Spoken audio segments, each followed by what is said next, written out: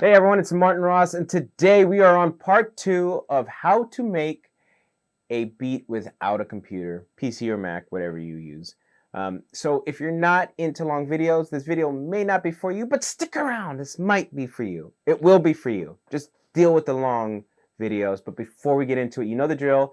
Check out my sound libraries. I have samples that's raw wave or for contact, reason, or machine. It's my Zource sound library. So if you like these sounds, a lot of these sounds have been put into my sample library Zource, so check those out. Links are in the description. Also, most important, hit that like button, leave a comment. Let me know if you have any questions or if you like the video. But I know you're watching this video probably from a search or you're stalking me. I like to think you're stalking me because it makes me feel good. Just let's leave it at that. You're stalking me. But hit the subscribe button and click the bell so that way you get further updates, future updates on your device instantly once I've uploaded. So without BSing with you, let's get into it. All right, once again, this is going to be a kind of a long video, so bear with me, stick with me. We are talking about routing. Well, let's talk about the first part is routing and what I'm using. So in the back of my Korg, I have a total of about 6 outputs, stereo left, right, individual 1 through 4.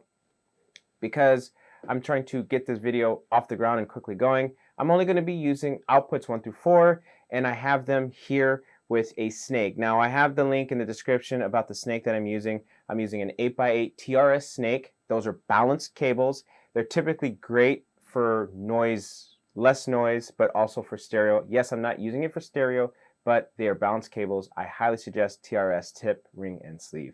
Also, I have patch cables and some TRS. Like I have kind of like a mesh of stuff here. Typically drum machines like this RD-8, which is a clone of the TR-808, it does have unbalanced inputs. So unbalanced TRS, I'm a TRS guy all the way. Unbalanced are great for quick patches, but I just feel that TRS has less noise. So balanced or unbalanced, whatever you prefer. Yes, it's a mess. I'm going to get my cables adjusted here. So now you can see the cables that I'm using. Let's talk about how I'm doing this. So for me, my basic build is everything but the toms and the congas. So that's everything minus 3. So I believe I have a total of 8 inputs, which is drum, snare, rim, clap, cowbell, cymbal, open hat, closed hat. I have 1 through 8 mono going to my DAW. Now I have my stereo outputs from my sequencer going to my hardware DAW. That's what I want to say. When I say DAW, we're talking about hardware DAW. So the idea means it's still a digital audio workstation. This is actually a Korg D3200 digital recording studio. Same thing, just not a computer. And I'm taking those stereo outputs and I'm putting into 9, 10, 11, 12. So I'm going to cut to the DAW or my Korg D3200 so you can see it's a small screen. Please bear with me. This is what I had to work with. This is what a lot of us had to work with before computers. So let's move on to that.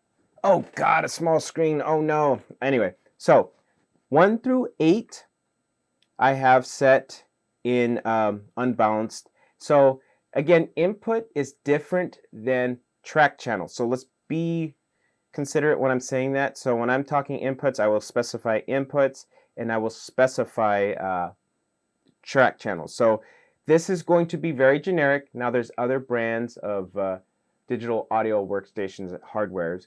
I'm going to try to be generic as possible, and I'm not teaching a Korg lesson on a D3200. You want to check another video, but this isn't the video for that who is looking up for a D3200 tutorial. This is just general teaching of routing. Okay, so now we're looking at the inputs. Now I will specify input and track, just an update. There's many variations on this. I am not teaching Korg D3200 lesson, so if you're looking for that, this is not the channel for that or the video for that. This is just a generic. I'm trying to keep it as very generic as possible. So I'm going to specify inputs versus tracks because they're totally different, and you're seeing that on the screen here. As you can see, we have 1 through 12 on tracks 1 through 12, but it changes. You see how we have 13, 14, 15, and 16? So 13 through 16 start over from 9 to 12. Reason being is that I'm going to make those inputs stereo, all right? And I want those tracks stereo on those inputs. Now, going forward, I only have a total up to 12 inputs, so I have to reuse inputs to put on the tracks. Anything after track number 8 is all stereo coming from my Korg Kronos. So just be aware of that. Now, biggest mistake that I made when I did this, I used to do demos for people and they go, it sounds muddy, it sounds weird. You have to make sure you go to your pan channel. Now take a look at my pan channel here. All my tracks that are stereo have been panned left, right. And when we go to my mixer, I want to make sure all the groups are paired. What does pairing mean? So anything after channel 8 are stereo. You have to pair that because the simplicity of using your faders. Using your faders, once you've used one fader, it will carry on to the right channel. So I like to always do this hard and safe rule. Odds are always left, even numbers are always right. Odd numbers are always left, even numbers are always right. Okay, so once you've paired all your group, then one fader will be the fader for the two channels. So for example, 9 and 10, all the fader I have to move is 9. I only have to move fader 11, 13, so on and so forth. So you're always going to skip one fader. It will help in the long run to pair them. I highly suggest you pair them. It's a great way of making sure you're organized. Again, just want to cover that one more time. Make sure you pan left and right, full left, full right, as you can see in this. I know it's a small screen. Bear with me.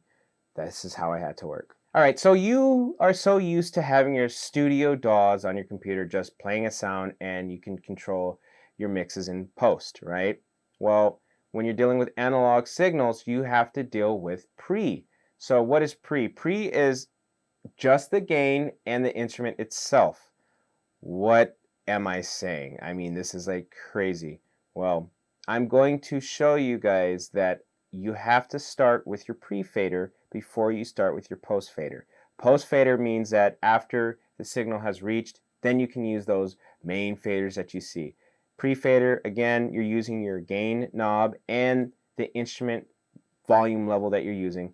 I'm going to make this a little bit bigger, so bear with me. We are going to go to full screen here, and so you can see everything that I'm doing. Okay, so what we want to do now is we want to make sure we're in pre-fader. So I'm going to select pre-fader mode. Okay, so I have my faders up. As you can see, they're not going to matter because anything that I play, I'm only going to play my drums. Anything on my drums that I'm going to play, they're going to be heard literally just through the input. So here we go. We also know this as PFL. So if you ever heard what PFL means, it's pre-fade listen. So as you can see, I try to keep my levels under -3, -6. It's important because when you're mixing and mastering, you want headroom. Anytime you add frequencies or boost frequencies, if you go above 0, you're gonna get into distortion range, adding of other channels. So whatever you add to one channel, it always adds to the next channel, to the next channel, so forth, and you start getting terrible mixes. So I like to always say, I guess you could call me old school, but I don't play my mixes in red. And I'm going to show you something here now. On my kick drum, I know you're not seeing it, but on my RD-8, on my kick drum, I have a level. I'll show you this all at the very end, but I have a level, and I'm going to show you exactly what happens when I bump that up super loud. Do you hear that? You're going to get distortion. And in my onboard, my clip is right there. It's peaking. It's telling me, hey man, it's super loud. Try to keep the red away. Again, there's going to be people who argue this. This is why I don't like teaching mixing and mastering, because it's a very, very touchy subject, and everybody's right and someone's always wrong. Again, general rule is just try not to be hitting peak levels. Just try to keep it at a certain threshold so that way your engineer can have headroom. That's the goal. Now you're going to see these things called pads. I'm not going to be using pads because I don't have super hot instruments, because I can control my instruments on my board here like I'm doing on the RD-8 and on my Korg Kronos. So as you can see, none of the faders that I have here are affecting my signal, right? Why is that? Because this is in pre-fade. So this is before the fader. So I'm happy with what I see on the screen. I can now move to post. Now I'm in post. Now I can control how loud my kick is, bring my kick down, okay? I can do all my editing later. I would always teach my students, whatever you want the loudest, make that the loudest and bring everything down. Don't try to push everything up like this, right? Because then it's like messy and it's like, oh, I can't hear the kick, and now you have no more headroom because I pushed the faders super high up, all right? So don't be afraid ever to just keep it low, and then we can fix it in post. Okay, so we found all of our levels on everything, and so this should be a clean listen here. Now what you're hearing is my Korg Triton and my RD-8 going at the same time. This is kind of the guideline I want to go with, and what we're going to go further into our making our music. It's just make sure the levels aren't too loud and they aren't causing distortion. So you're hearing the RD-8 and the Korg Kronos playing at the same time. So now I'm going to go ahead and show you the levels on the RD-8 and the Korg Kronos so you can get a better look at what I'm doing. Okay, I hope this is clear for you guys. You could see my levels. The very top row is all the levels. And as you can see, nothing is super hot. Don't worry about the accent, but going on further, nothing is super hot. Nothing's at 0. Again, we are creating a nice clean mix. As you can see in the Kronos, I don't have super hot levels. It's very low. And again, it's loud that you're listening to. You've been probably listening to it as I've been playing. It's not high level volume. So hopefully that kind of helps people there. All right, I know this was a long video. Just want to recap. We went over the cables that I'm using. We went over where I'm patching those cables in. We went over our channel selection for our inputs to our tracks, very separate. Input separates from tracks. We also talked about our gain structure. So what we did was we took our gain and we brought down levels in pre-fade to a comfortable listening level, but also a comfortable mixing level for future. Again, I like to always say crap in, crap out. Obviously, when you bring down levels, everybody's going to say it's super low, but that's what post mastering is for. We'll bring all those levels up later. I'm not teaching mixing, but I'm just teaching you some, I would say, proper gain structure right there for your instrument to your DAW. Also, I want to thank you so much for checking this out. If you have any questions, please leave your questions in the comments. You've got this far, hit the like button, and most important, subscribe. Most of my users are constantly searching but not subscribing, so I have to remind you to hit that subscribe button and click the bell. And also check out these sound libraries, and links are in the description. Everything that I'm teaching here, the tools that I'm using, the links are all in the description. Please check out that description. A lot of valuable information. Another reminder, again, hit that subscribe button, click the bell.